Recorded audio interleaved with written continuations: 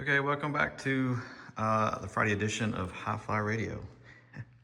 So I did a video or uploaded a video last night, and I misspoke on something, and I lost some video footage recently, and I've been trying to figure out how to video the plane build because there is a lot of time spent doing very mundane stuff. So I think the best route to go or route to go would be highlights. And if people want to see something in detail, I can do videos on that as well.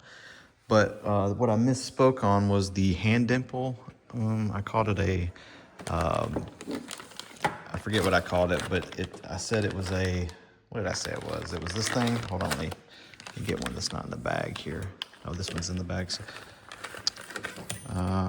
I called it something and I forget. It's the other one that you have the adjustable jaws. This is actually a crescent wrench, not I forget what I said the other one was. Somebody called me out on it, which is fine.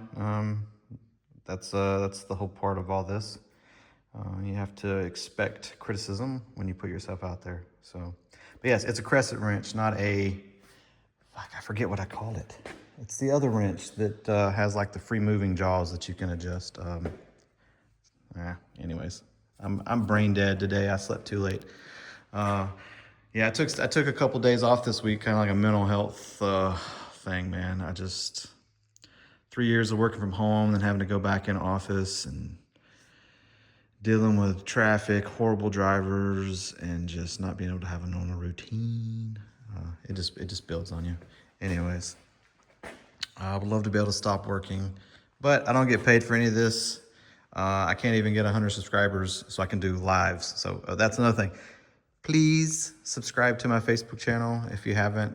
If you just do a search for HiFly Radio on Facebook, I'll pop up. And I need 100 followers in like 60 days before I can start doing lives. So I think I have the time, but I don't know if I have enough people. So if you're following the YouTube channel, please consider following my Facebook. I do a lot of pictures there, a lot of posts, and some sharing of things with other people and doing collaborations and stuff. So anyways, so today is countersink day. And I was playing around last night, and I probably shouldn't be using the actual parts that I'm going to countersink to test, because you can almost go too deep, but this one actually worked out. So when you dimple, you have to, and you countersink where the skin will lay, the dimple will lay in. So the rivet goes into the dimple, and the dimple skin goes into the countersink in certain areas. So you have to countersink, but you have to also take into account the dimple itself. So typically you will countersink to where the rivet just kind of sits in. Let me get one here. Kind of sits in where it sits flush, and that's what this one is. So this is a perfectly flush rivet. Can't hit your finger. You're not below, and then this one here is over, so you can kind of catch your finger on it. But this one, the rivet sits down in there, and you can actually see the lip. That's what you want. And based on the vans, you have these little cool things for your countersinks. It just pushes in. I can one hand here. And you can adjust it by thousandths. So they say to go 7 thousandths. So 7 clicks past when it sits flush. So you get some scrap metal, same thickness dimple the skin if you want to trick it that way. But per the Vans chapter 5, that's how it. And I missed that. Some people mentioned it when I asked on the forums last night, which is also good on Vans Air Force. So it is flush plus 7 more clicks. I'm gonna go 3 to 5 just to test it, see how it is. But technically, if this is each click is 1,000ths, it should be per their specs. This is my other one, and it doesn't have the same type of markings, but it has this dot. Sorry guys. Gotta keep looking at the camera. There's a dot, and there's no numbering, but there are little ratchets. So you go one ratchet at a time. So I'm guessing that's 1/1000. I don't know. So if anybody, and I bought this off of either Aircraft Spruce or one of the airplane sites. So if anybody's got one of these and they know exactly, you know, I don't want to go testing with this one, so I'm going to go back to that one. I had that one set up for a -4 rivet. So I'm going to put the -3 rivet in this one. And that way I know I can set it up per the thing. There's nothing wrong with this. I know I'm pretty sure each one of these little teeth is 1/1000, but I don't want to screw it up. So I'll play with it later. I got 2 of these because they weren't as expensive as this one. So now I guess I kind of know why. But once they're set, I want to have one for a -3 and a -4. But then I also want to have that third one that I can move around for dimples, like this, because everything is dimpled. So anyways, but an update. So everything is dimpled. These are the horizontal stab skins.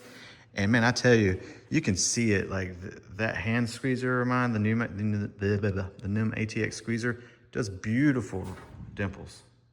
It doesn't warp the skin like your traditional C-frame does. Man, if I could do the whole thing, look at that, beautiful. I mean, there's nothing wrong with these, but you can see how it kind of bends the skin too.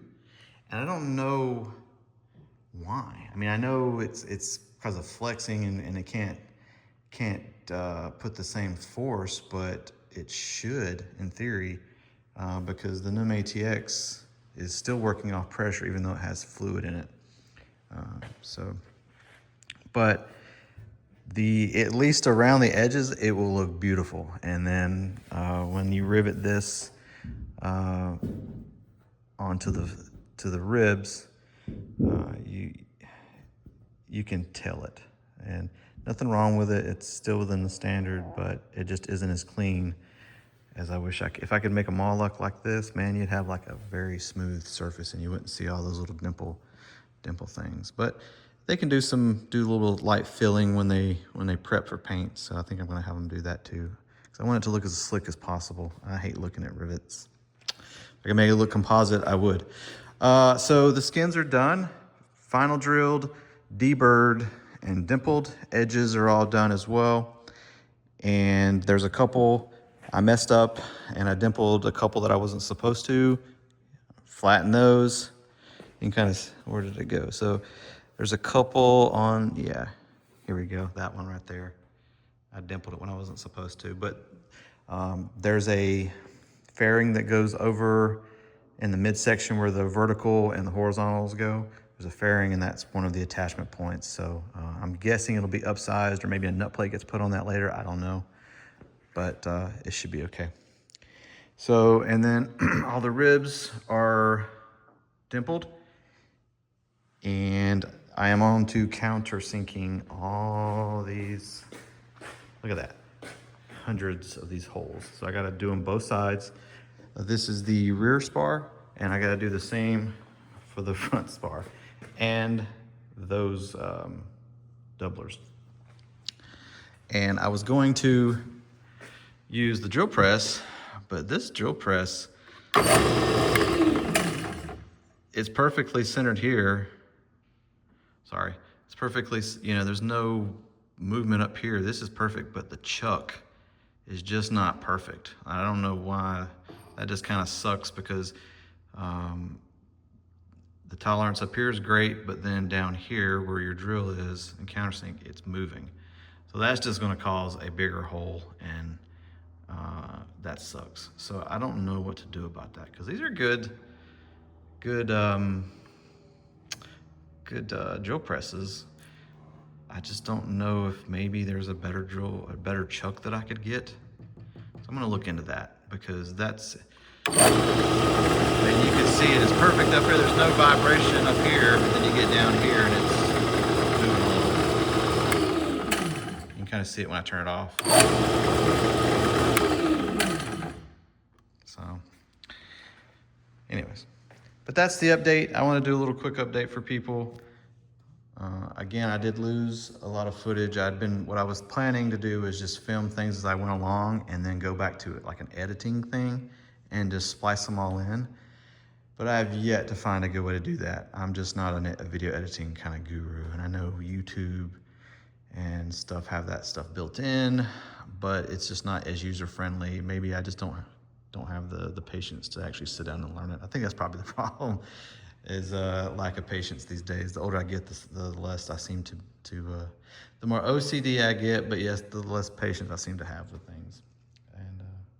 And I like tech, and I like, you know, softwares and computers, so it's not that I'm not interested. I just don't have the time, I feel like, anymore. But yeah, that's the update. So I'm gonna get to setting up my drill here and coming up with a way to kind of stand these on their edge, probably maybe a clamp or something, and get to countersinking. That's bugging me, driving me nuts about why I can't remember what the daggum other wrench was.